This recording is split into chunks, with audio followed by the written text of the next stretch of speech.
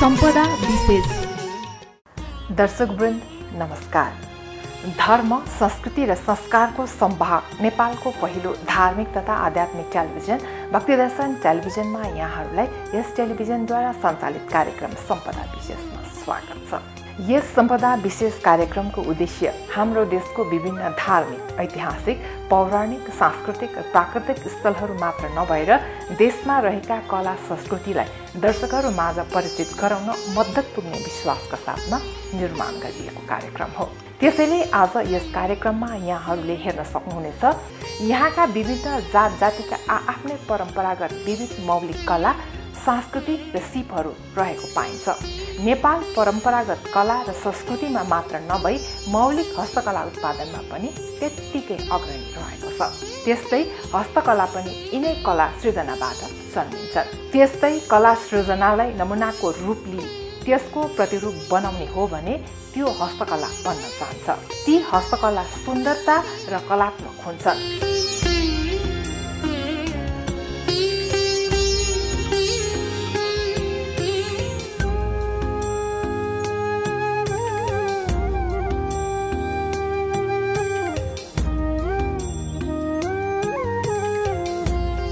राष्ट्रिय पहिचानमा हस्तकलाको ठूलो योगदान रहेको हुन्छ। विश्व सम्पदाहरूमा धेरै जसो योगदान कलाकारहरूको रहने गर्दछ।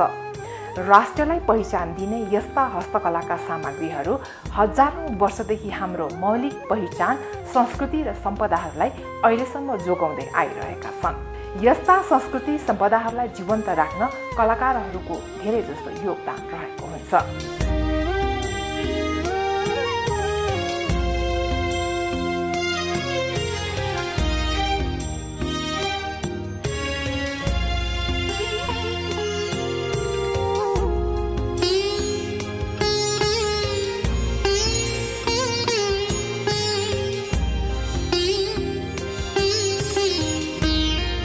काष्ठकलाका फाउन्डर, प्रेसिडेन्ट, इन्टेरियर डिजाइनर र प्रोडक्ट डिजाइनमा जापानबाट स्पेशलाइजेसन गरिसक्नुभएका उहाँले नेपाल सरकारबाट यस्ता हस्तकलाका सामग्रीहरूको विस्तार, वृद्धि, विकास, प्रवर्धन गर्नुपर्ने र स्थायित्व दिनका लागि विभिन्न पोलिसी प्रोग्रामहरू फर्मुलेट गर्नुपर्ने, सपोर्ट र ट्रेनिङहरू दिनुको साथै मार्केटिङका लागि प्याकेजहरू ल्याउने बताउनुहुन्छ।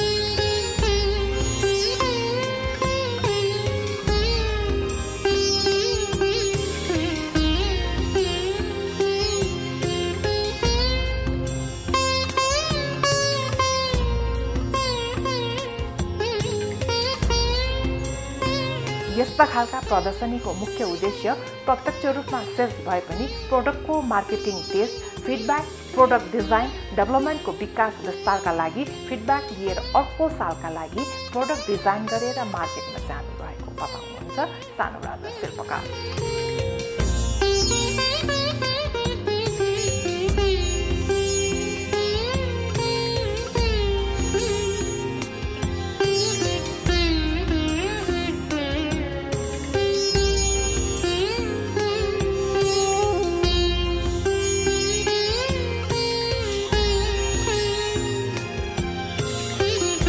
बजार विस्तारमा राखेका यस्ता सामग्रीहरू किन र केका लागि भन्ने हाम्रो प्रश्नमा देवी देवताहरूका मूर्तिहरू पूजा गर्न सकिनुको साथै आर्टिस्टिक प्रयोजन र अरू थुप्रै कुरामा पनि प्रयोग गर्न सकिने उहाँ बताउनुहुन्छ। नेपाली प्रोडक्टहरूको अब एक्जिबिसनबाट धेरै चिनेछ, अहिले चाहिँ सेल्सहरू बढिरहेछ। तर अहिले चाहिँ यो लकडाउनको पिरियडमा चाहिँ धेरै कम भएको छ। एकदमै सुने त भन्न मिल्दैन।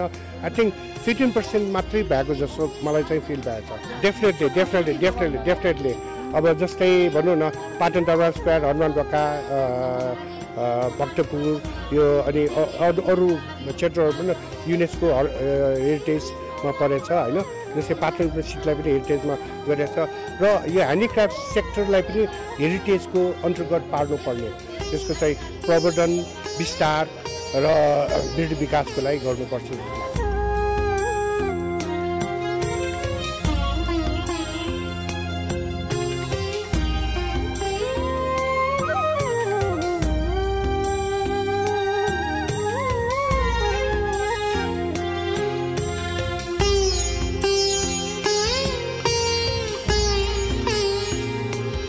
नेपाली हस्तकलालाई विदेशीहरूले धेरै चिनेका र यस्ता हस्तकलाहरू पनि देशका सम्पदा क्षेत्रभित्र पार्नुपर्ने र यसका प्रवर्धन विस्तार र वृद्धि विकासका लागि यस काममा लाग्नुपर्ने उहाँले बताउनुहुन्छ।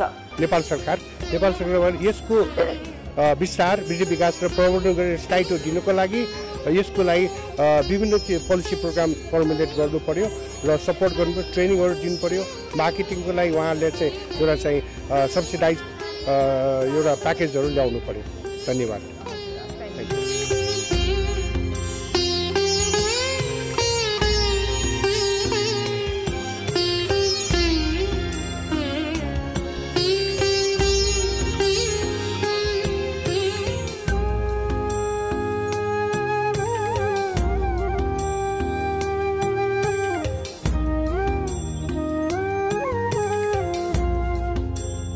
देशका यस्ता सम्पदाहरू जोगाइराख्न वर्षमा एकचोटि मात्र नभएर हप्ताको एकपटक टोलमा गर्नुपर्ने, नभए पनि महिनाको एकपटक गर्नुपर्ने सङ्गीतकार योगेश्वर अमात्य भन्नुहुन्छ। मेरो विचार चाहिँ हप्ताको एकपल्ट गर्दा हुन्छ टोलमा। त्यसले गर्दाखेरि अब सकिँदैन भने महिनाको एकपल्ट टोलमा गरे हुन्छ। वेडा भने होइन टोलमा त्यो गर्दाखेरि सबैजना आउँछन्, भेला हुन्छन्, के गर्ने एउटा सकारात्मक एउटा विचार एउटा अन्डरस्ट्यान्डिङ हुन्छ होइन। यो गरिराख्नुपर्छ, गरे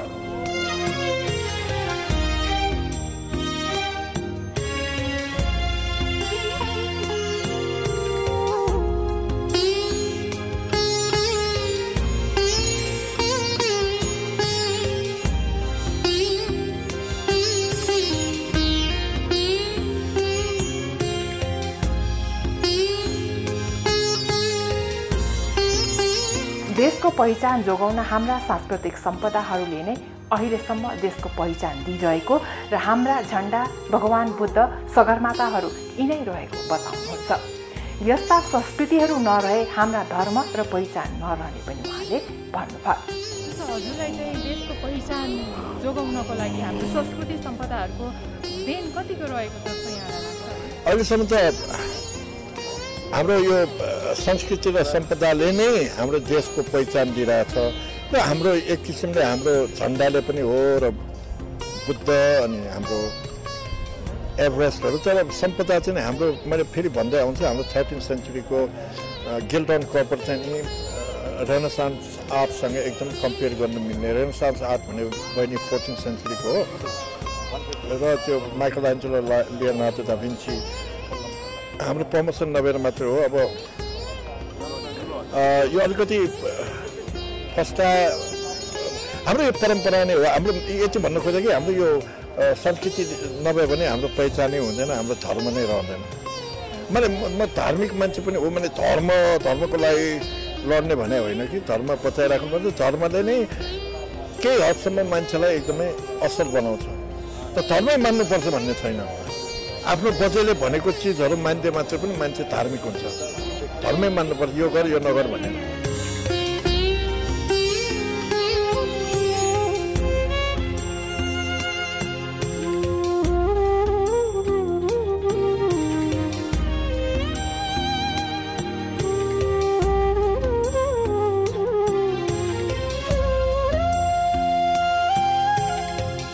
हाम्रो परिचय नै हाम्रो यस्ता हस्तकला, हाम्रा संस्कृति, हाम्रा चलन, कलाकृति रहेको र नेपालीहरू विदेशी सामानतर्फ आकर्षित भए पनि यस्ता आफ्ना कलाकृतिलाई माया गर्नुपर्ने उहाँले भन्नुहुन्छ। यो हस्तकलाहरूले पहिचान पार्नको लागि चाहिँ नै निकै योगदान छ। हजुर, हाम्रो परिचय नै यस्तै हस्तकला, हाम्रो संस्कृति, हाम्रो धर्म, हाम्रो चलन, हाम्रो कलाकृति सबैले जनाउँछ भने हामीले बाहिरको सामान राखे पनि हुन्छ, भित्रकै सामान राखे पनि हुन्छ, विदेशी सामान राखे पनि हुन्छ, स्वदेशी सामान राखे पनि हुन्छ। तर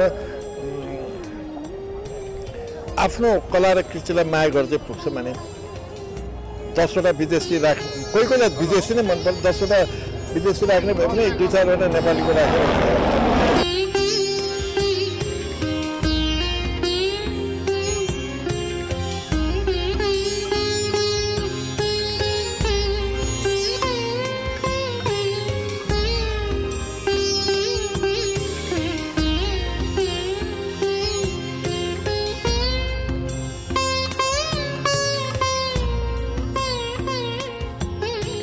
अर्का कलाकार रवि शाक्य धर्म संस्कृति र जातिका लागि पनि बोलिरहनुहुने बताउनुहुन्छ।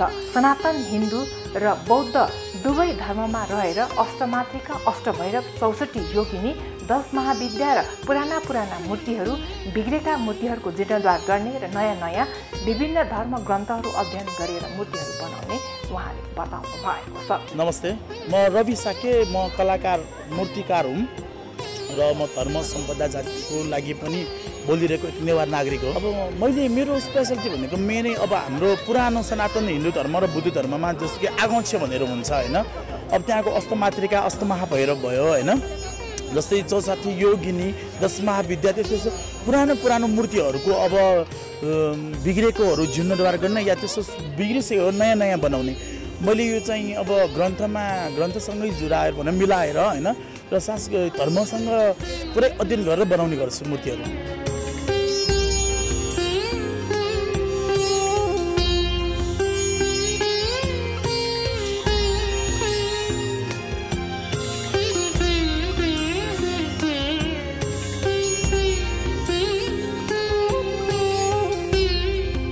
यस्ता धार्मिक सम्पदाहरू महत्त्वपूर्ण रहे तापनि यिनीहरूका बारेमा नयाँ पुस्ताहरूलाई पनि यसको बारेमा शिक्षा नयाँ पुस्तालाई दिनुपर्ने पनि उहाँको धारणा रहेको छ र पुर्खाहरूले चलाउँदै ल्याएका पर्व गुठीहरू पनि संरक्षण हुनुपर्ने उहाँले बताउनु भयो।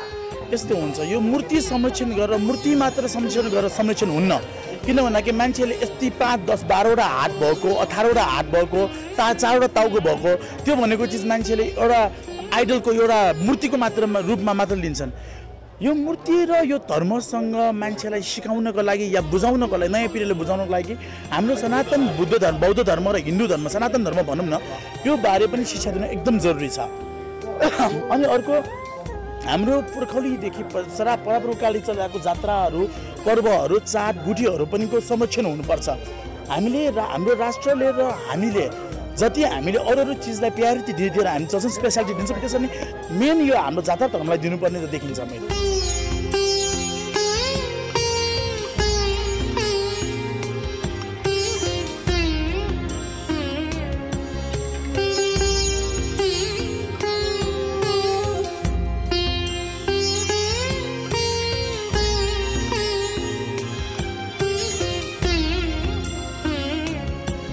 हामी कहाँ भएको सम्पदाको इन्जिनियरिङ बुझ्न पनि विदेशीहरूले यहाँका सामग्रीहरू अर्डर गरेर आफ्नो देशमा लैजाने पनि उहाँले भन्नुहुन्छ।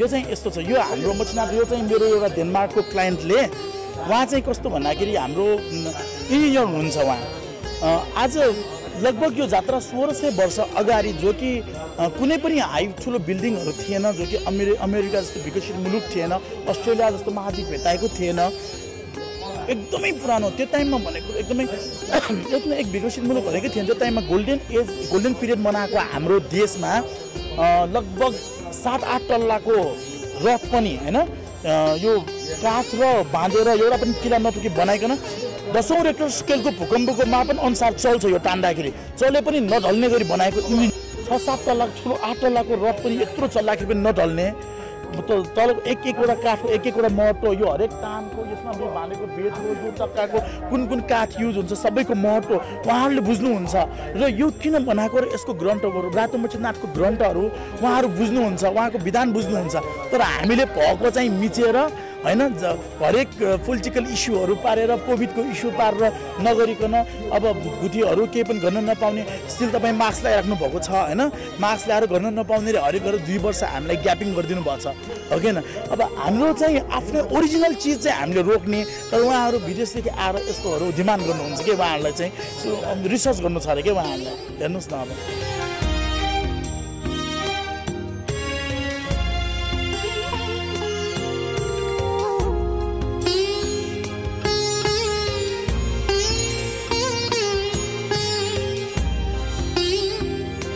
त्यस्तै अर्का पौवा चित्रकार अमेर शाक्य विगत 25 वर्षदेखि निरन्तर यस पेसामा लाग्नु भएको छ।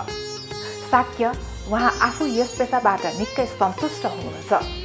ट्रेडिसन बेसमा रिलिफ आर्ट भए तापनि समय अनुसार फ्युजन तथा मिश्रित आर्ट बनाउँदै उहाँले आउनु भएको बताउनुहुन्छ। मेरो नाम अमेर शाक्य हो, म ललितपुर पाटनमा बस्छु र हाम्रो पुर्खौली पेसा नि आर्ट सम्बन्धी हो र मैले पनि यो सिनियर आर्टिस्टहरूसँग पनि सिकेको हो। यो पेसा मैले कति सुरुमा चाहिँ यही पेसामा लागेको चाहिँ करिब 25 वर्ष भइसक्यो। अहिलेसम्म चाहिँ यही पेसाबाट चाहिँ सन्तुष्टि लिइरहेको छु। यो पछाडि थुप्रै यो फ्रेममा आर्टहरू देखिरहेका छौँ होइन, यो आर्टको नाम के हो रे? बेग्ला बेग्लै हुन्छन् कि कस्ता कस्ताहरू हुन्छन् यो भनिदिनुहोस्। यो आर्ट चाहिँ यो ट्रेडिसनल बेसमै छ। ट्रेडिसनल बेस चाहिँ हाम्रो चाहिँ यो पौवा बेसमै छ र यो चाहिँ रिलिफ आर्ट भनिन्छ कि यो कुनै नयाँ आर्ट होइन, पुरानै आर्ट हो होइन। तर यसमा चाहिँ अलिकति मैले चाहिँ समयअनुसार चाहिँ अलिकति मोडिफाइड गरेरको मात्रै हो। यसमा चाहिँ यो फ्युजनमा छ कि यो रिलिफ प्लस चाहिँ पेन्टिङ छ। प्रायः हाम्रो आर्टिस्ट यो आर्टहरू चाहिँ पेन्टिङमा धेरैले देखिने गरेको छु। यो चाहिँ यो पेन्टिङ प्लस चाहिँ रिलिफमा चाहिँ छ। यस किसिमका आर्टहरूमा पहिले र अहिले खासै फरक नरहेको, इन्ट्रेस्ट एउटै रहे तापनि पहिला धेरै धार्मिक प्रयोजनको लागि मानिसहरूले किन्ने गरे तापनि अहिले नयाँ जेनेरेसनहरूले चाहिँ डेकोरेसनका लागि किन्ने गरेको हामीसँग बताउनुहुन्छ। त्यो 25 वर्षमा आर्टमा चाहिँ मान्छेहरूको इन्ट्रेस्ट एउटै छ होइन। होइन पहिला यो ट्रेडिसनलमा चाहिँ यो धेरै जस्तो चाहिँ धार्मिक त्यसमा चाहिँ अध्ययन भएका, त्यसमा चाहिँ इन्ट्रेस्ट भएकाले चाहिँ मात्रै किन्ने गर्छ, लिने गर्छ भने अहिले चाहिँ नयाँ जेनेरेसनहरूले पनि जसलाई चाहिँ धार्मिकको पनि त्यति राम्रोसँग ज्ञान छैन, तर त्यति सडा नभए पनि एउटा डेकोरेसनको हिसाबले, एउटा पहिचानको हिसाबले चाहिँ लिने गरिरहेछन्।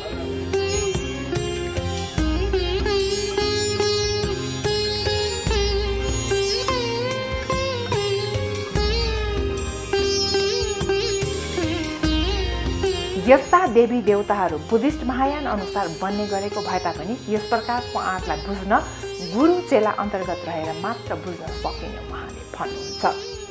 यो त यस्तो छ, मैले यहाँ राखिरहेको प्रायः आर्टहरू यो बुद्धिस्ट महायान अन्तर्गत पर्छ। त्यसमा चाहिँ अब विशेष कुनै तान्त्रिक देवताहरू पनि छ।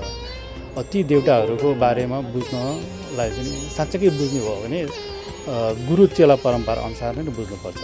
र आजकल किताबमा पनि पाइन्छ, तर किताबहरूबाट पढेर त्यति राम्रोसँग सम्बन्धित होइन देवताहरूको बारेमा चाहिँ राम्रोसँग थाहा पाउनु सक्दैन। त्यसको लागि चाहिँ गुरु चेला परम्परा अन्तर्गतै बसेर ध्यान ज्ञान सबै सिक्नुपर्छ।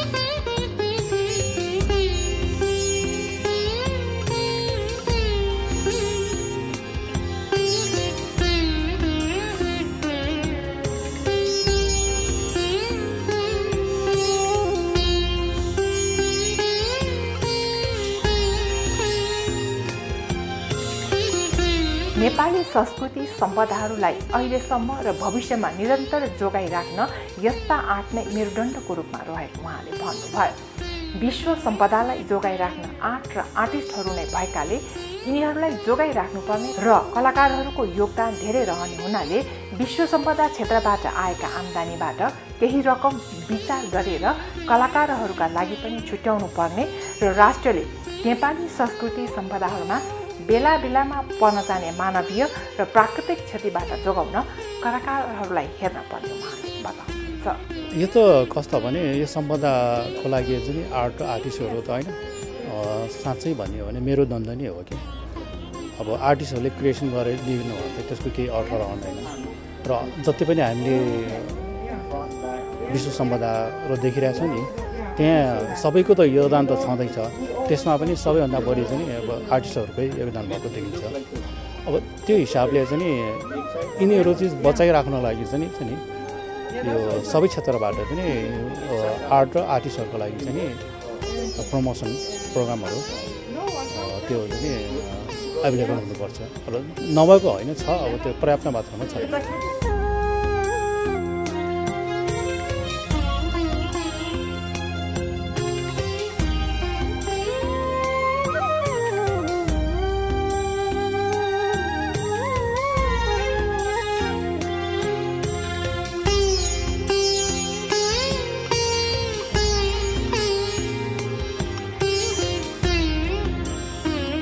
गणेशमान राचल हस्तकला व्यवसायी र निर्माणकर्ता, भक्तपुर हस्तकलाको निवर्तमान अध्यक्ष समेत रहनु भएको छ। गणेशमान राजाले यस्ता देवी देवताका मुकुटहरू परापूर्वदेखि नै नवदुर्गा भवानीको नाच प्रदर्शनीमा लगाउँदै आएको र यस्ता मुकुटहरू दुवै प्रयोजनका लागि देवी देवता पूजा गर्न र घर सजाउन पनि प्रयोग हुने बताउनुहुन्छ। अनि यो मुकुन्द भन्नाले हाम्रो यो भक्तपुरको यो नवदुर्गा नाचमा चाहिँ हामीले यही मुकुन्द फेस गरेर यसले नै हामीले यहीबाट त्यो उहाँ हाम्रो पूर्ण चित्रकारज्यू उहाँले लेख्नुहुन्छ, यो आर्टहरू उहाँले नै गर्नुहुन्छ। हाम्रो कला आफ्नो उहाँ कहिले पुस्तकदेखि नै यो काम गर्नुहुन्छ। भनेपछि देउताको नाच देखाउने बेलामा भक्तपुरको नवदुर्गा नाच भनेपछि हाम्रो भक्तपुरमा टोलमा नचाउँछ। अब अरू यसको प्रयोजनहरू के छ? धार्मिक कार्यबाहेक घरहरू सजाउनलाई पनि युज गरिन्छ कि के छ? घरको लागि अब डेकोरेसनको लागि, कोठामा सोको लागि पनि मान्छेहरूले अहिले यो मुकुन्दहरू यस्तो सोको लागि पनि लिने गरेका छन्।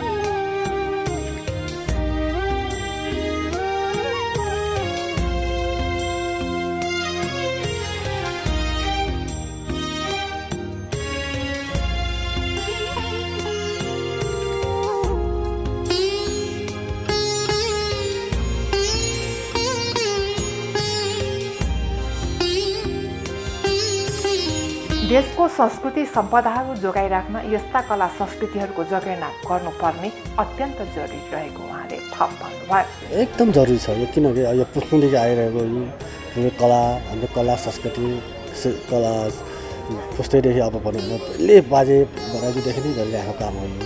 अब हामीलाई त यो एकदम अत्यन्त जरुरी छ यो मुकुन्दहरू।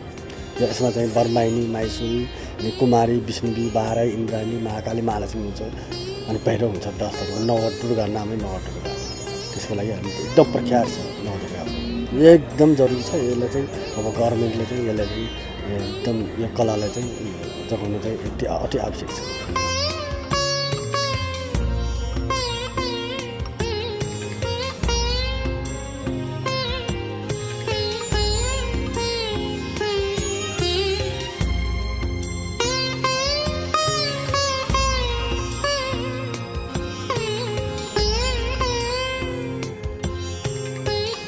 नेपालमा उत्पादित हस्तकलाका सामग्रीको विश्व बजारमा आकर्षण बढ्ने क्रममा छ।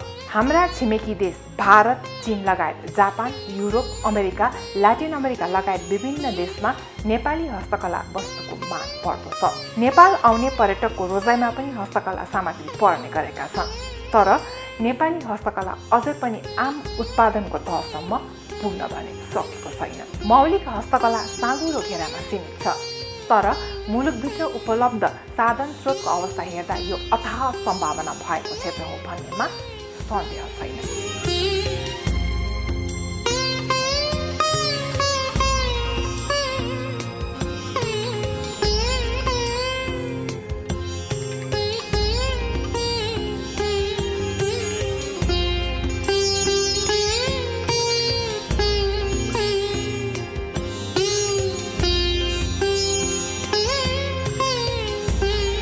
विश्व नै कोरोना महामारीको प्रभावमा परेको बेलामा नेपाल पनि यसबाट अछुतो रहन सकेन।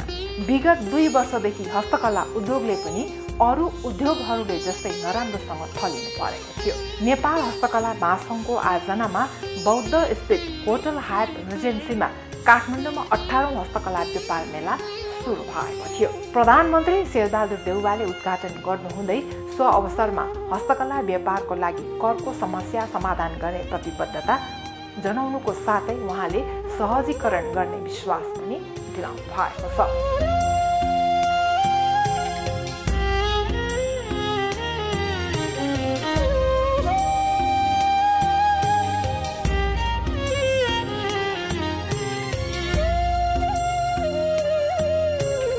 सो अवसरमा उहाँले हस्तकलामा कोरिएका चित्र मूर्तिले देशको कला, धर्म, संस्कृतिको पहिचान गर्ने भएकाले हस्तकलालाई संरक्षण गर्दै पुस्तान्तरण गर्नुपर्ने व्यवसायलाई आग्रह गर्नु भएको थियो।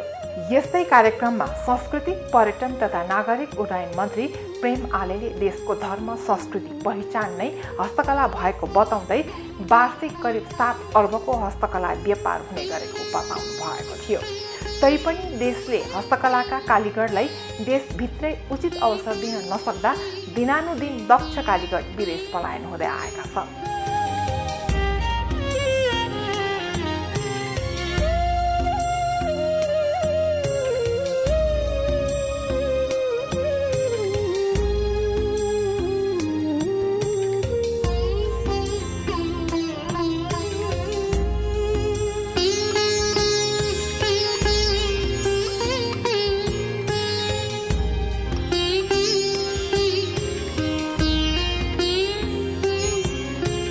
लगभग आधा हिस्सा ओगटेका कालीगढ पछिल्लो समय विदेश पलायन हुँदै गएका छन्।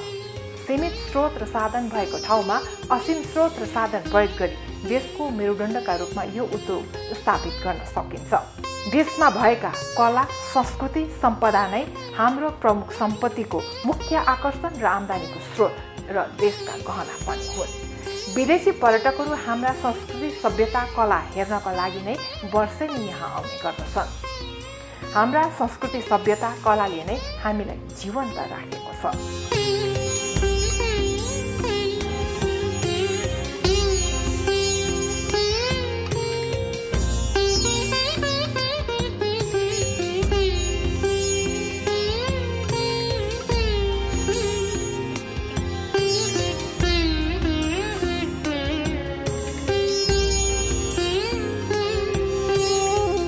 हस्त दर्शकवृन्द, आजलाई पाक्षिक कार्यक्रम सम्पदा विशेष यति नै। आगामी कार्यक्रममा यहाँहरू समक्ष फेरि यस्तै महत्त्वपूर्ण सम्पदा, कला, संस्कृति र संस्कार जस्ता विषयवस्तु लिएर हामी यहाँहरू समक्ष उपस्थित हुने नै छौँ। हामीसँग सामाजिक सञ्जाल मार्फत जोडिनका लागि फेसबुक तथा ट्विटरमा लाइक तथा फलो गर्न सक्नुहुनेछ भने युट्युब मार्फत पनि हामीलाई प्रत्यक्ष हेर्न सक्नुहुनेछ। त्यस्तै कुनै सल्लाह, सुझाव तथा प्रतिक्रिया भएमा bhaktidarshan@emountaintv.com मा हामीलाई पत्रचार गर्न सक्नुहुनेछ। क्यामेरामा साथ दिनुहुने विवेक श्रेष्ठका साथमा म कार्यक्रम प्रस्तुता रचना श्रेष्ठ। धर्म, संस्कृति र संस्कारको सम्भाग भक्तिदर्शन टेलिभिजन HD हेर्दै रहनुहोला। नमस्कार। सम्पदा विशेष।